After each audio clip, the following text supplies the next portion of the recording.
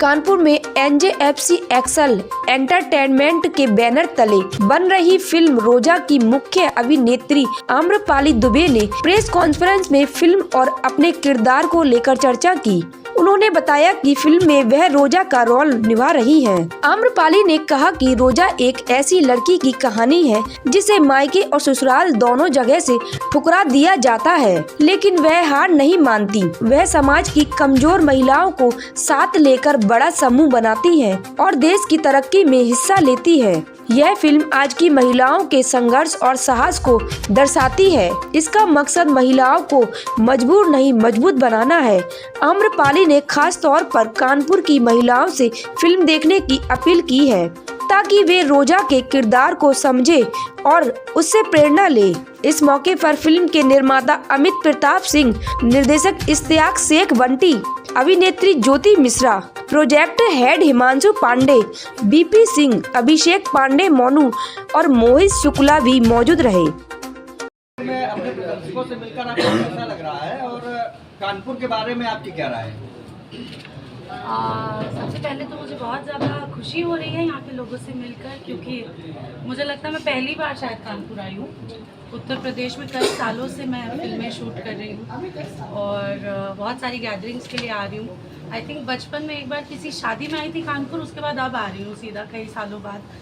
तो एयरपोर्ट से लेकर यहाँ तक जितने भी लोग मिले सबने बहुत प्यार, बहुत सम्मान दिया। बहुत खुशी हुई यहाँ पे आके। और सोशल मीडिया पे मेरे सारे दोस्त हमेशा मुझे लिखते रहते हैं कि मैम कभी कानपुर आइए, कानपुर आइए। तो आई थिंक जितने लोग मिले उन्होंने बहुत प्यार दिया। I am very overwhelmed. आने वाली फिल्म जो है आपकी, उसमें दर्शकों के लिए क्या कुछ खास है, कुछ बताइए। जी, हम अभी जिस फिल्म के बारे में यहाँ पे बात करने आए हैं उस फिल्म का नाम है रोजा, जिसका डायरेक्शन किया है हमारे इश्तियाक शेख बंटी जी ने, जो यहाँ पर हैं हमारे बीच। और I think this is a story जो हम सब चाहते थे कि लोगों तक पहुँचाए। इसे हमने बहुत शिद्दत से और बहुत दिल से बनाया है। आप सबके बीच ये फिल्म बहुत जल्द आएगी, बस अपना प्यार दीजिएगा, इस सिनेमा को देखिएगा। मैम, रोजा का हमने पोस्टर देखा, उसमें आप नकाब पहने हुए हैं और जिस तरीके से ट्रेंड चला है कि हम लोग इस तरीके, जैसे आर्टिकल 3 कश्मीर फाइल्स हो गई या केरला स्टोरी हो गई, तो क्या ये मुस्लिमों को डिफेम करने वाले एक आरोप लगते हैं कि इस तरीके से स्टोरी बन रही है? क्या ये उस तरीके की है या मुस्लिमों की उनके बारे में बताने को लेकर के? मैं ज़्यादातर मैं जो फिल्में करती हूँ वो मैं महिलाओं के पक्ष में बात करने की कोशिश करती हूँ और इस बात से हम बिल्कुल भी मुकर नहीं सकते कि हमारे देश में एक बहुत बड़ा वर्ग मुसलमान महिलाओं का भी है जो आज सेलिब्रेट कर रही हैं। तो उन्हीं की कहानी, उन्हीं में से एक लड़की रोज़ा की कहानी आप सबके बीच लेकर आ रहे हैं हम। आई थिंक कुछ स्टोरीज़ होती है ऐसी जिन्हें बताना, जिन्हें लोगों के सामने ले आना बहुत ज़रूरी होता है। और film Roza revolves around triple तलाक and I think it was a topic that we had to put forward in front of people. बहुत सारी ऐसी बातें होती हैं जो हमें पता भी नहीं होती है डिटेल्स। कई सारे हमारे देश में कई वर्ग के लोग रहते हैं जिन्हें बाकी लोगों के साथ क्या हो रहा है उसकी पूरी तरह से जानकारी नहीं होती।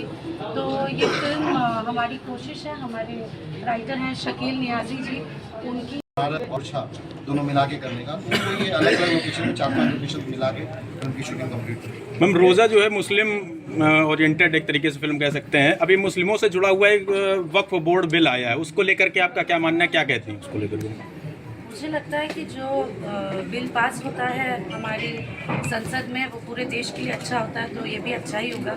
जब बहुमत से पास हुआ है ये बिल तो बहुत अच्छी बात है। और जितना सशक्ति से हमारा देश आगे बढ़ रहा है, अब इस बिल के पास होने के बाद और सशक्ति से आगे बढ़ेगा। जो पैसे जिन ज़रूरतमंदों के पास जाने चाहिए वहाँ पहुँचेंगे, तो इस बात की पूरी देश में खुशी की लहर है। मैडम, इसमें हीरो कौन है मैडम? बात किया जाए तो आपका जो फिल्म में किरदार है वो कितना अलग है बाकी किरदारों से और क्या कुछ खास है इस किरदार में? बहुत अलग है।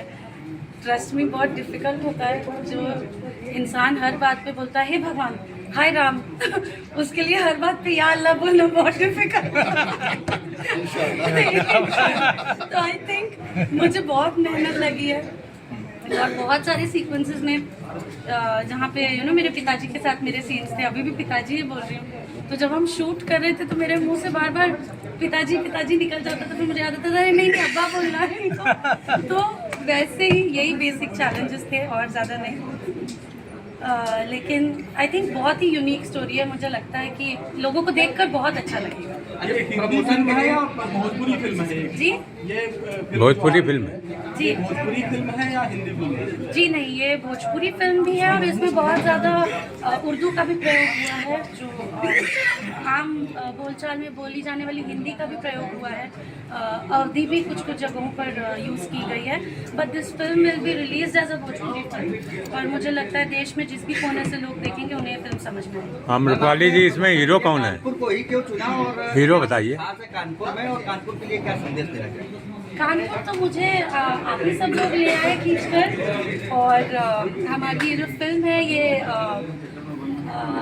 NJFC एक्सेल एंटरटेनमेंट बना रही है, जिनका ऑफिस और हमारे प्रोड्यूसर मेनली कानपुर से बेस्ड हैं।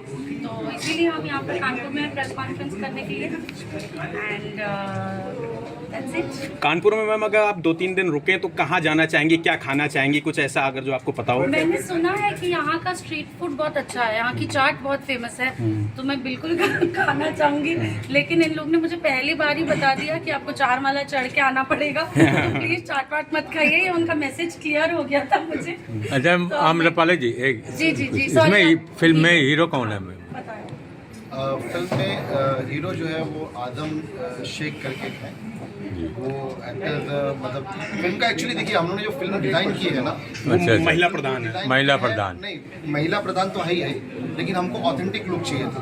हमारी कहानी के हिसाब से जो लुक लिया था उसका प्रॉपर हमने ऑडिशन किया और उसमें शॉर्टलिस्ट करके हमको जो पसंद आई चीज़ें उस तरीके से हमने किया। तो हमारे हीरो का नाम आदम शेख है, और बाकी भी जो कास्टिंग अगर आप देखेंगे तो उसमें आपको लगेगा, जब आप फिल्म देखेंगे तो आपको लगेगा कि इसकी कास्टिंग हमको बहुत दिनों के बाद ऐसी फिल्म देखी है जिसकी कास्टिंग में बहुत डिटेल मेहनत की गई है। ठीक है, थैंक यू।